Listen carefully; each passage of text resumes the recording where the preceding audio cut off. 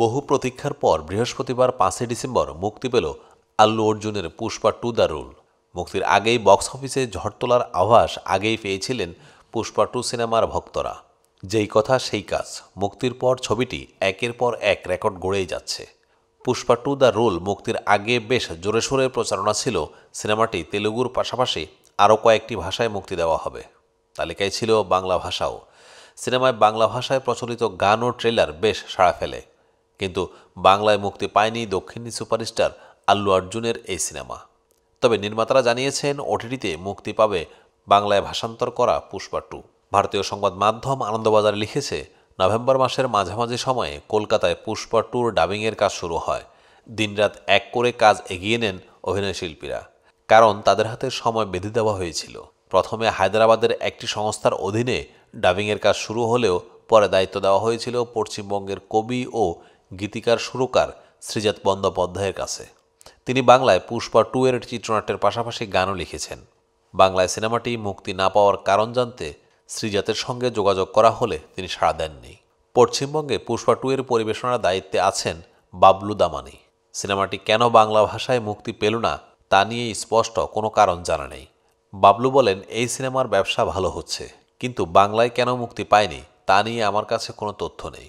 এটা নির্মাতারাই ভালো বলতে পারবেন। পরিশ্রম করেও সুফল না মেলায় ক্ষোভ প্রকাশ করেছেন ডাবিং শিল্পীরা।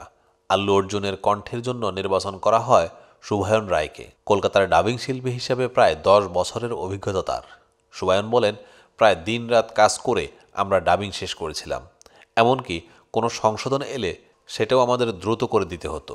শুভায়ন জানিয়েছিলেন, মুক্তির 2 দিন আগে অর্থাৎ ডিসেম্বরের 3 তারিখ পর্যন্ত তাদের কাজ করতে হয়েছে। হঠাৎ করে তাদের কাছে খবর আসে পুষ্পা টু বাংলায় মুক্তি পাচ্ছে না। আক্ষেপ করে শুভায়ন বলেন, এইরকম বড় মাপের একটি সিনেমা বাংলা ভাষায় মুক্তি পেলে অনেকগুলো দরজা খুলে দিতে পারত।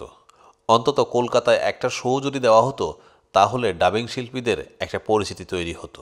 রাশ্মিকা মান্দানার চরিত্রে কণ্ঠ দিয়েছেন দেবশ্রী মুখোপাধ্যায়। দেবশ্রী বলেন, ডাবিং ইন্ডাস্ট্রি নিয়ে কেউই ভাবেন না। পায়ের নিচের জমি শক্ত না বলে আমরা প্রতিবাদ করতে পারি না। আমরা তো সিনেমাটি সব জায়গায় একদিনে প্রেক্ষাগৃহে মুক্তির কথা মাথা রেখেই অক্লান্ত পরিশ্রম করেছিলাম। ওটিটিতেই যদি বাংলার প্রয়োজন হয় তাহলে তো পরেও ডাবিং করানো যেত, এতটা তাড়াহুড়োর প্রয়োজন ছিল না। ডালিউডের জনপ্রিয় নায়ক সিয়াম আহমেদ বিজ্ঞাপন থেকে নাটক কিংবা সিনেমা সব জগতেই সমানভাবে দাপিয়ে বেড়ান তিনি। বর্তমানে চলচ্চিত্রেই বেশি সময় দিচ্ছেন তিনি। নাটকে তাকে দেখা যায় না বললেই চলে। এবার সিনেমা জগতে ভালো নির্মাতা দরকার বলে জানালেন এই অভিনেতা। বুধবার 18 ডিসেম্বর দুপুরে রাজধানীর একটি হোটেলে আয়োজিত শাকিব খানের বরবাদ সিনেমার মোশন পোস্টার উন্মোচন অনুষ্ঠানে এই কথা বলেন তিনি। এদিন অনুষ্ঠানে শাকিব সহ আরও উপস্থিত ছিলেন বিদ্যা সিনহা মিম, পূজা চেরি, শবনম ফারিয়া, দিঘি। সিয়াম বলেন, বাংলাদেশের সিনেমা জগতে ভালো পরিচালক দরকার, যারা সিনেমা নিয়ে ভাবেন, যারা সিনেমাকে ওন করেন, যেভাবে শাকিব ভাই তার সিনেমাগুলোকে ওন করেন। তাছাড়া আমি যে ইন্ডাস্ট্রিতে কাজ করি, আমাদের সবার অভিভাবক শাকিব ভাই। আমরা কোনো না কোনোভাবে কথা বলার সময় শাকিব ভাইকে জড়িয়ে ফেলি। অভিনেতা আরও বলেন, এই ঈদে আমরা ভালো কিছু ছবি দেখতে পাবো যখন হাইপ তৈরি করা ছবিগুলো আসে। পাশাপাশি শাকিব ভাইয়ের ছবির সঙ্গে অন্যদের ছবিও আসে। এইটা আমাদের জন্য খুব ভালো একটা বিষয়। সিয়ামের ভাষ্য, দর্শকরা সিনেমা দেখার জন্য উৎসাহী হয়। বড় ভাই অর্থাৎ শাকিব ভাইকে একটু আলাদাভাবে শুভকামনা জানাতে হবে। এইটা প্রাপ্য, এইটা আমাদের ভালোবাসা। আপনাদের দোয়া ও ভালোবাসায় আগামী ঈদুল ফিতরে মেগা ব্লকবাস্টার আসছে।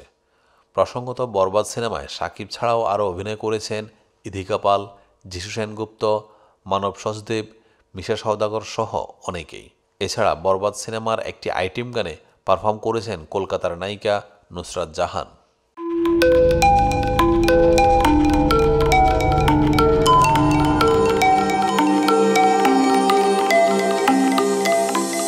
টিভি দেশ ও দশের কথা বলে।